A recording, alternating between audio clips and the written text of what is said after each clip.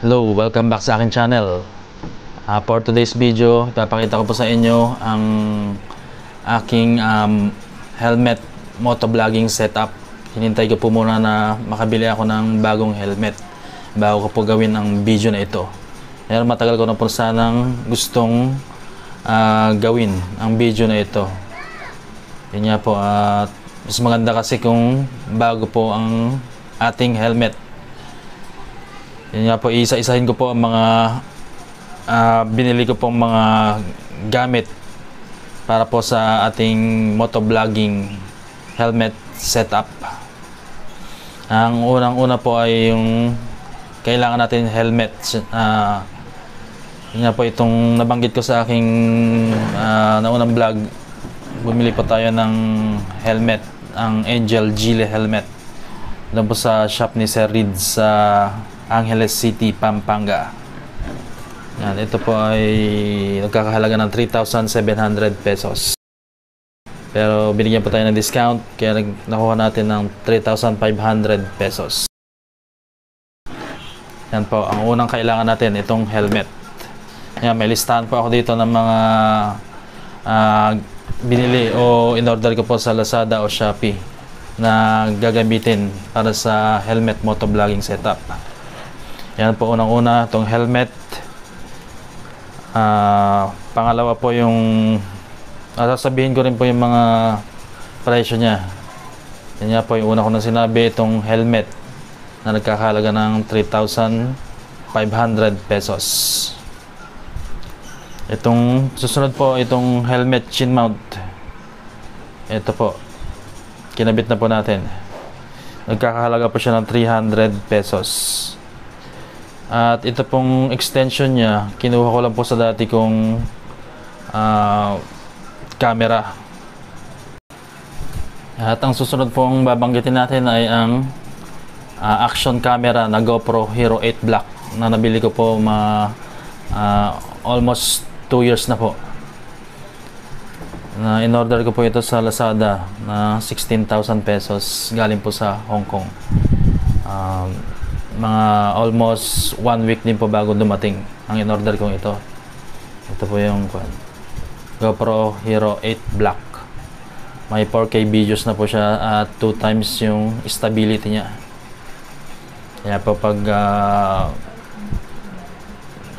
dumaan po tayo sa mga rough road, stable na po yung mga videos niya pag in-on natin yung stability niya ng 2 times.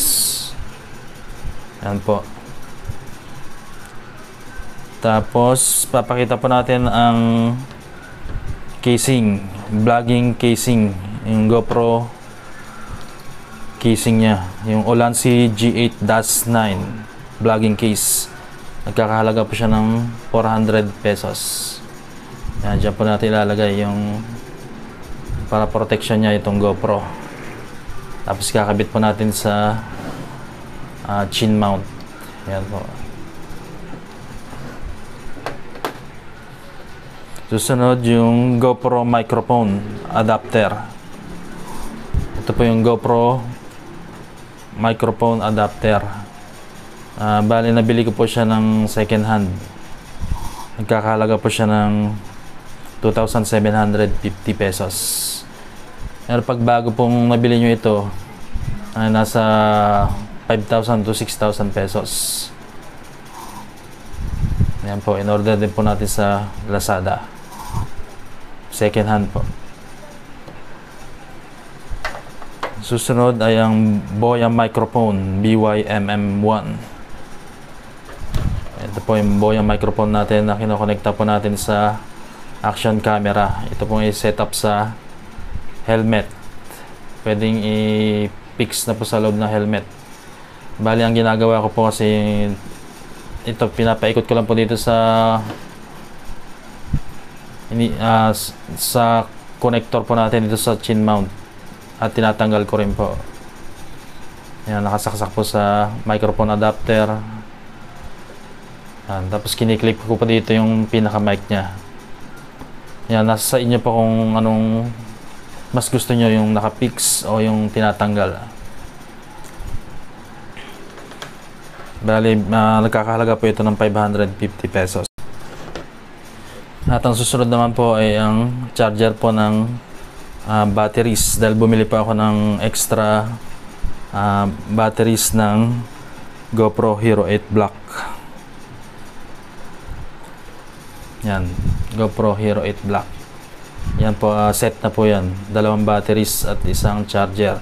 At may kasama pong USB Type-C. Yan po, sasaksak na lang po sa adapter. Kakahalaga po ito ng 1,457 Wasabi power battery for GoPro Hero 8 Black.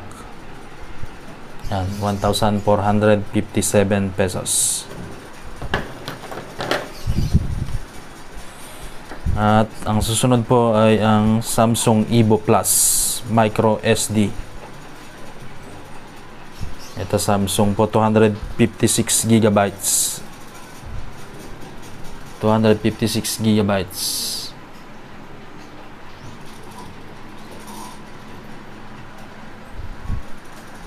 Class 10.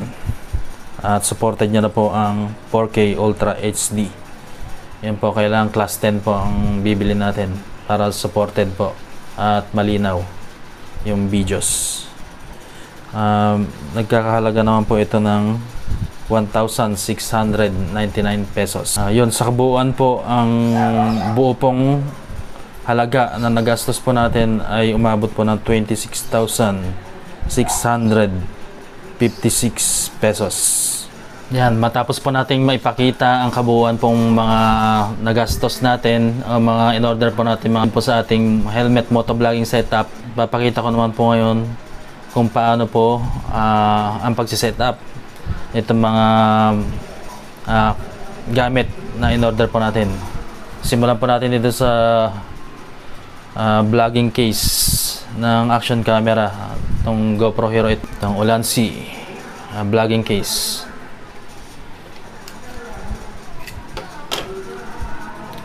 Yan, ilalagay lang po natin itong action camera, GoPro Hero action camera. Ilalagay po natin sa casing. Pero bago po natin ilagay sa casing pala, tatanggalin po natin itong takip ng GoPro Hero 8 Black, dahil hindi po siya magkakasya pag hindi natin tinanggal.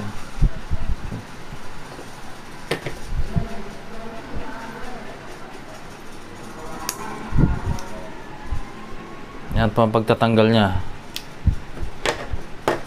Yan, pagkatapos natin tanggalin, ilagay na po natin sa casing. Yan po, fit na fit po yung action camera natin sa casing. Tapos sarap na po natin. Lagyan ng batteries. Tapos po meron siyang takip dito sa likuran. Yan po ang itsura ng likuran niya pag nilagay ng takip. At itong harapan. Yan, Ulanzi vlogging case. Isunod na po natin ilagay itong GoPro mic adapter. Bali ganyan po ang position paglagay po natin ng GoPro mic adapter. At itong adapter pong ito ay sa GoPro lang po gumagana. Yan. Dahil na-testing ko rin pong gumamit ng ibang adapter, hindi po siya gumagana sa GoPro. Kaya ito lang pong GoPro adapter ng Hero 8 Black ang gumagana po dito. Yan, ilalagay po natin dito. Salpak po natin. May saksakan po ng Type-C dito ng mic adapter. Yan, ganyan na po ang itsura niyan. Pag nailagay po natin ang mic adapter. Tapos susunod po natin ilagay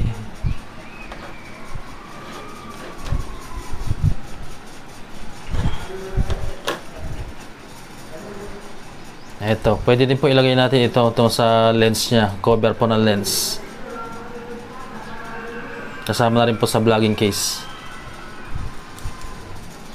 Pero kung ayaw po natin, okay lang naman. Yan po ang magiging itsura niya pag nilagay po natin yung sa lens yung protection. Yan, pwede rin po natin tanggalin.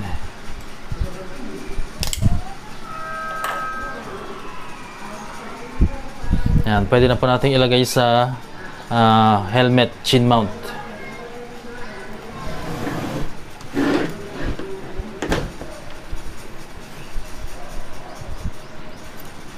Yan, papaluwagan lang po natin, tapos ipapasok po natin ito.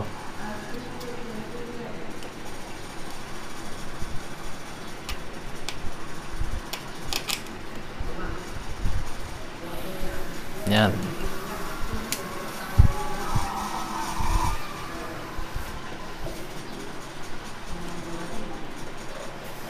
I-adjust lang po natin kung anong gusto nating angle ng camera. Yan po, kailangang higpitan natin para pag nagra-rides po tayo ay hindi po siya malaglag. At kailangan po mahigpit rin po yung pagkakabit nitong helmet chin mount dito sa helmet para hindi po siya gumagalaw-galaw pag nagbibideo tayo o tumatakbo tayo gamit ng ating motorsiklo. Yan, ganyan lang po kadali ang pag-setup ng motovlogging helmet setup po natin. Kulang pa po dito ay ang microphone, yung Boya microphone po natin. Gaya po ng sinabi ko kanina, pwede natin i-fix sa loob. At gaya po ng ginagawa ko na tinatanggal ko rin po yung mic kasi. At pinapaikot ko lang po dito yung kable ng mic o yung Boya mic po natin. Papakita ko po yung ginagawa ko po. Pero nasa sa inyo po kung anong gusto nyo yung nakapix sa loob. Importante lang po maisaksak po itong Boya mic dito sa mic adapter, GoPro mic adapter. Yan, pag naisaksak na po natin, ang ginagawa ko po, pinapaikot ko lang po dito. Yan, ginaganyan ko lang po. Kasi mahaba po yung wiring nya. Dahil tinatanggal ko rin po kasi itong microphone pagkatapos ko pong mag-video. Yung sa iba po kasing napapanood natin na mga helmet motovlogging setup, nakapix po sa loob yung microphone para pag merong tayong iba-vlog, nakapix na po siya. Hindi na po kailangang i-set up pa gaya ng ginagawa ko. Pero kung gusto niyo rin po itong setup kong ganito, ay gayahin po ninyo. Yan, kanya-kanya po tayo kasi ng gusto sa setup ng ating motovlogging helmet setup. Yan, pagkatapos po, i-clip ko lang po dito yung microphone. Yan, pag natapos na po ang paikot. Yan po. I-clip ko lang po dito yung microphone. Pag naipaikot na natin sa chin mount, helmet chin mount. Yan, ganyan lang po ang aking setup. Tapos tinatanggal ko rin po pagkatapos ng aking rides, pagbablog. Yan, tapos na po ang setup ng ating helmet motovlogging setup. Yan po. Yan lang po kadali ang ating setup. Yan, pwede ka na pong mag-video. Ito po palang mic natin, meron po siyang pinaka-foam po dati ditong sa mic nya. Purpose po nun para makapilter po o mabawasan po yung ingay pag nagra-rides po tayo, kumukuha po tayo ng video. Ito po, nawala po kasi yung pinaka-foam nya. Pero pag bumili po kayo ng bago nito, yun po, may kasama siyang foam. At yan lang po ang ating helmet motovlogging setup ngayong araw. Thank you po sa inyong panonood. Sa mga hindi pa po nakasubscribe, mag-subscribe na po kayo sa akin channel, ang Reynolds Motovlog. Thank you.